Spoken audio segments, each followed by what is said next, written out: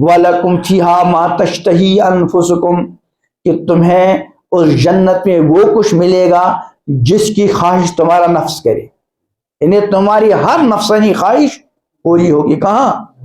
وَلَكُمْ فِيهَا مَا تَدَّعُونَ، اور تمہاری ہر ڈیمانڈ، تمہارا ہر مطالبہ پورا ہوگا کہاں؟ لیکن اس کے لیے کیا کرنا پڑے گا دنیا میں؟ وَنَهَى النَّفْسَ عَنِ الْهَوَىٰ، اگر یوں چاہتے ہو کہ جنت میں تمہاری ہر خواہش پوری ہو، تمہارا ہر مطالبہ پورا کیا جائے، تو بس ایک کام کرنا پڑے گا۔ یہ جو اندر بیٹھا ہوا ہمارا دشمن ہے کون؟ نفس۔ شیطان باہر والا ہے اور نفس زیادہ خطرناک کون؟ ہاں، جب تک اندر والا باہر والے کا ساتھ نہیں دیتا باہر والا کامیاب نہیں ہوتا۔ جب اندر والا ساتھ دیتا ہے تو پھر بہت کچھ ہوتا ہے۔ اندر والا باہر والے کے بغیر بہت کچھ کر سکتا ہے، اور باہر والا اندر والے کے بغیر کچھ نہیں کر سکتا۔ اس لیے ہمارا سب سے بڑا دشمن کون ہے؟ ان آدھا عدوی کا ما بین جنبیک، تمہارا سب سے بڑا دشمن وہ ہے جو تمہارے پہلوؤں کے درمیان ہے۔ مراد کون ہے؟ نفس۔ اسی لیے نفس کے بارے میں جگہ جگہ یہ آیت دیکھو، وَأَمَّا مَنْ خَافَ مَقَامَ رَبِّهِ، جو اپنے رب کے بارے سامنے کھڑے ہونے کے سلسلے میں ڈرتا رہا، ہمیشہ اس کو یہ دماغ میں یہ بات گونجتی رہی کہ بھائی ایک وقت آنے والا ہے مجھے اللہ کی بارگاہ میں کھڑے ہو کر اپنی زندگی کا، اپنی جوانی کا، اپنی کمائی کا، اپنے خرچ کا اور اپنے علم کا حساب دینا ہے۔ اور اس کا کیا اثر پڑا اس کی زندگی پر؟ ایک اثر بیان کیا، وَنَهَى النَّفْسَ عَنِ الْهَوَىٰ، اس نے اپنے نفس کو غلط قسم کی خواہشات سے روکا۔ نفس غلط چیز دیکھنے کی خواہش کرتا تھا، اس نے روکا۔ زبان غلط بولنے کی خواہش کر رہی تھی، اس نے روکا، وغیرہ وغیرہ۔ فرمایا فَإِنَّ الْجَنَّةَ، فوراً اس کا ٹھکانہ جنت، مرتے ہی جنت۔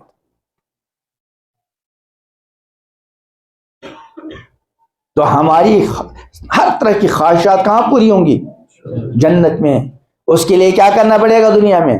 دو کام۔ نمبر ایک، نفس کی تمام حرام خواہشات پر روک، کوئی حرام خواہش پوری، بلکہ کچھ حلال خواہشات پہ بھی روک، حرام سمجھ کر نہیں، بلکہ اس لیے یہ نفس ایسا ہے کہ اگر اس کی ہر حلال خواہش پوری کی، اس کی عادت بگڑ جائے گی، یہ پھر حرام خواہش کا بھی مطالبہ کرے گی۔ جیسے چھوٹا بچہ ہے، بعض مرتبہ ماں باپ، بچے نے جو مانگا ماں باپ نے دینا شروع کر دیا، پھر ایک وقت ایسا آتا ہے بچہ ایسی چیز مانگ رہا ہے جو بچے کے لیے کیا ہے؟ مضر ہے۔ اب ہم روک رہے ہیں چونکہ بچے کی عادت خراب ہو گئی ہے۔ اب دیکھو ماں باپ بعض مرتبہ چھوٹے بچے کو موبائل دینے پر مجبور ہو جاتے نہیں ہو جاتے، حالانکہ جانتے ہیں بچے کے لیے مضر ہے، ایک تو گناہ کا مسئلہ الگ ہے، ویسے بھی جو بار بار آنکھوں سے دیکھتا رہے گا موبائل، آنکھوں کے لیے بھی مضر ہے، لیکن چونکہ عادت خراب ہو چکی ہے، اس لیے اگر بچے کو خراب عادات سے روکنا ہے تو وہ جتنی ڈیمانڈیں کریں اس میں سے کچھ پوری کر لو اور کچھ سے منع کرو، تاکہ بچے کے ذہن میں آ جائے کہ میرا ابا یا میری امی ایسی نہیں ہے کہ میری ہر ڈیمانڈ پوری کرے، وہ پہلے سے ہی ذہن میں رکھے بھائی کوئی مطالبہ پورا ہوگا کوئی۔